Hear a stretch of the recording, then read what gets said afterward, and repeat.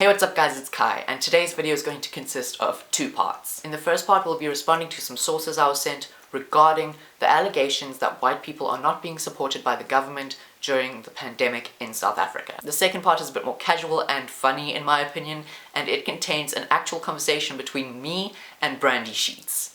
The Brandi Sheets. Firstly, I want to say thank you to those of you who did send me sources, whether they were for or against what I was saying. They are very helpful for me to get all the facts, and you were all very kind when you sent them to me, so I really appreciate it. The first thing I was sent was a video by another South African creator named Willem Petzer. He was basically talking about all the things that we discussed in my first Brandi Sheets video, and honestly, he doesn't say anything really new. There's nothing I could show you from the video that I feel like hasn't been addressed already in my first video. The only thing that really changed in this video is that when he says our own, his criteria also includes that you be Afrikaans as well as white. Honestly, if there was something new to show you or something pertinent to the situation at hand that we are discussing, I would show you, but it was all the same thing as Brandi, but more Afrikaans. The other things I was sent were news articles, and they are in Afrikaans, so I'm going to have to give you a quick basic rundown of what they are saying in English so that we can dive deeper into the claims. Okay, we'll start with Regering verbyt sopkombuis om honger mense in Krugersdorp te voed. This article is centering around a specific soup kitchen. However, I need to tell you that all the soup kitchens across the country were having the same problems that they were. With that greater context, let me tell you what happened. Basically, when lockdown started, the government tried to close down all the soup kitchens and homeless shelters in the country because it's very hard to enforce social distancing laws in that environment. However, since this article came out, that has been rectified. That very stupid decision on the part of the government has been rectified. One of the soup kitchens took the government to court about it, and since then, it has been rectified. And now soup kitchens may open and distribute food as safely as possible, which is good. People need to eat, government. Well done.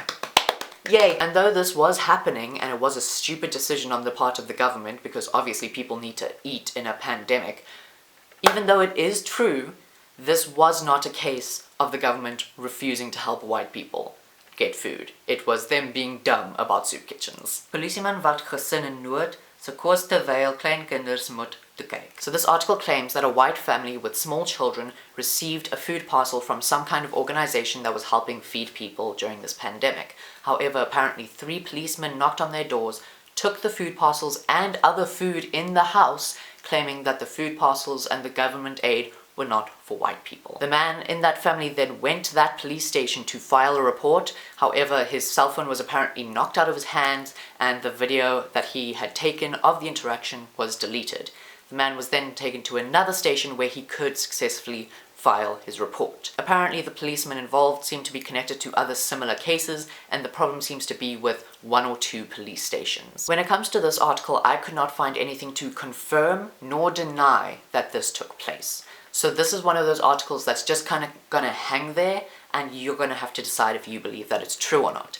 However, if we decide that it is true, this is still not a government refusing to feed white people situation. This is a corrupt police station or 3 corrupt policemen causing trouble. There's a very big difference between a few corrupt souls and the entire government refusing to do something. If this is true, I'm not saying it's not a bad situation, it's awful, and we definitely need to sort it out and figure out what's going on, and those policemen should definitely face repercussions. However, the topic at hand was whether or not the government was denying aid to white people, and that still has not been proven as fact. Once again, thank you so much to those of you who sent me sources. It's really important to me that I do the research and find out whether or not I'm just talking out of my ass, like certain people. And I really appreciate that you guys are willing to help me do that in such a kind and respectful way as well, because I haven't had anyone send me anything in a disrespectful way. And that was part 1. Now we're getting into the fun part. For those of you who don't know, the day that I uploaded this video, I also uploaded a response to Brandi Sheets' most recent live stream. In that video, I make a joke about her misusing the word whitewashing by using a clip from The Princess Bride, where they say, I don't think that word means what you think it means. But before I decided to make a video reaction to it, I commented that underneath her video. I didn't expect her to respond to it. I expected her to get lost among the echo chamber of bigotry in her comment section, but she saw it. So in response to my meme, she said, enlighten me. By the time she commented this, I had decided to do a video response to her most recent livestream, and I was feeling a little ballsy. And since she had sassed me, I decided to sass her back. And I said, I plan to. Now look, I know I'm better than that. I shouldn't have sassed her. And of course, someone had to jump to her rescue. Her knight in shining armor descended from the heavens with an array of streaming light and a chorus of angels. His name? John. So basically, John just called me pathetic. Now, I try very hard to not get angry with people, especially in comments where tones can be misconstrued and misunderstood. I try my very hardest to stay even with everyone. I even make sure that I read other people's tones as neutral, because I don't want to assume that what they say is positive or negative based on what I assume they are speaking like. So I like to stay neutral in comments. I don't like having arguments over comments because my tone could be misconstrued. I could be coming across way more defensive or angry, and a lot of people seem to think that I come across really angry when I text, but I like to stay neutral. So my response to John: no, I'm a human being with the ability to fact check and think critically. I'm a creator dedicated to intercepting lies and racism. I'm a South African who is aware of all the flaws of my country, but will protect it from lies. So there were no capital letters, no exclamation marks. I was actually very calm and very, very neutral. I was just there to say who I am and what I do, and apparently they thought I was breathing fire. Or maybe this is just how bigots react when someone calls out their bullshit. Who knows? So knight in shining armor John says, don't worry about him, Brandi. He is a fool. He is brainwashed and deluded. You also speak such nonsense, Kai Matthew. Brandi is not a liar. She speaks the truth. You are a brainwashed, deluded fool, and you don't like the truth. You can't handle the truth. You can't handle the truth! First of all, thank you for using some different pronouns. It's honestly been such a while since I've heard something other than she, her, and I was getting really tired of it. So I actually really appreciate you changing it up a bit. I like it when people do that. Thanks. Thank you for that. When it comes to the rest of your message about Brandi not being a liar, she is. She's spreading false information, and I've disproved that information with facts and evidence. Maybe she doesn't realize that she's spreading false information, in which case she's not technically lying because she believes it's true, but she's still then spreading information without doing any fact-checking or research herself, and that's equally as bad when it's about something like this. You know what I mean? Also, you are a brainwashed, deluded fool, and you don't like the truth. You can't handle the truth. I did not think this. My brother was the first one who thought this. You sound very brainwashed, John. Brandi then went onto my channel and found that I'd done a video on her, and then came to the thread with John and myself and made a comment about how it had a video on its page that used her content, and isn't that against the rules? Which John said, yes it is, report him. Firstly, dehumanizing me by saying it is the most basic bigot move I've ever seen in my life. Minority, dehumanize them. It's fine. You're really showing your IQ there, Brandi. Secondly, according to fair use policy, I am completely allowed to take clips from your videos so that I can respond to them. As long as I'm not uploading the whole goddamn thing, I'm completely within my rights to call you out for the bullshit that you are spreading. Now we move off that thread because, sadly, I haven't gotten another message from Brandi or John on that thread as of recording this, and why did they leave me? What was I doing wrong? I was being so neutral. I was letting them insult me. I was letting them be abusive towards me. What did I do? Come back! But it's okay, we have one more comment from Brandi herself on my first video on her. You should have been treated as the Spartans treated the children born mentally ill or deformed. You're an idiot. Stop trying to get attention off my content. Let's unpack that, shall we? Firstly, you don't know me from a bar of soap. I'm just trying to contrast the bullshit you're putting out on YouTube with actual facts and information. Secondly, you just advocated for my mother and father leaving me at the edge of the woods as a newborn to die. It is at this juncture that I would very much like to point out that in Brandi Sheets' bio on her channel, she very proudly says she is a pro-lifer.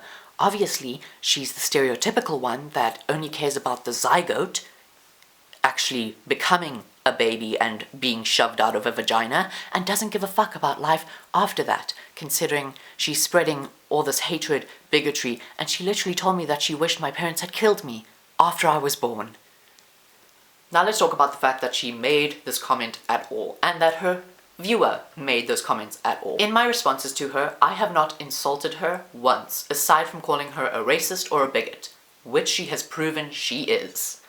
Obviously, if I was called those things, I'd be pretty hurt, but I would probably want to listen to the people to figure out why they believe I am those things, and maybe adjust my behavior accordingly. However, instead of that, instead of realizing that I have not insulted her once, I have just stuck to the facts, the evidence, and I've maybe told her that I've disagreed with her in a maybe a harsh tone once or twice. I have never called her a bad name. Not once. Once again, aside from racist or bigot, because she's proven that she is those things. And let's keep in mind that she commented this like 2 seconds after seeing my comment on her video, which means she definitely did not watch my video. Brandi, honey, you are showing a lot about your EQ and your IQ if you can't even handle someone having a disagreement with you on the internet.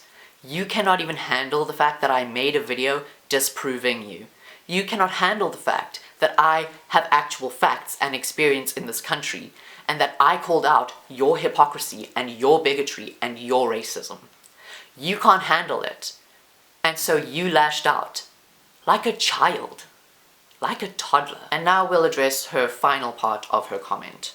The "stop trying to get attention off my content" comment. Brandi, if I was doing this for attention, I would be making commentary videos on PewDiePie, or Jacksepticeye, or Mr. Atheist, or anyone else but you. I would be making videos on people that aren't that problematic but have higher view counts if I wanted attention and viewers and subscribers from this. That's not why I'm doing it. I'm making these videos responding to you because I'm hoping that I can intercept someone on the way to your channel and teach them the actual facts. I'm hoping that if people might see my videos, see the facts, see the evidence, they might change their minds about going into your line of bigotry. I make these videos to counteract the hatred that you are spreading. If I wanted views, if I wanted subscribers, I would comment on higher people. I would comment on people with lots of subscribers, and I would start bitchin' feuds with them. But I don't, because I'm not a tea spiller. I'm not someone who's just spreading gossip. I'm responding to the misinformation that you are spreading. If I was really here for views, I would be a gossip channel or a drama channel, but I'm not. Obviously, the more people who see my videos instead of yours, the better, because the more people I can maybe stop from going down that close-minded bigot pathway. However, that's not why I make the videos. I make the videos because every drop of information and evidence and truth and kindness and love is helpful in the fight against bigotry and hatred and fascism.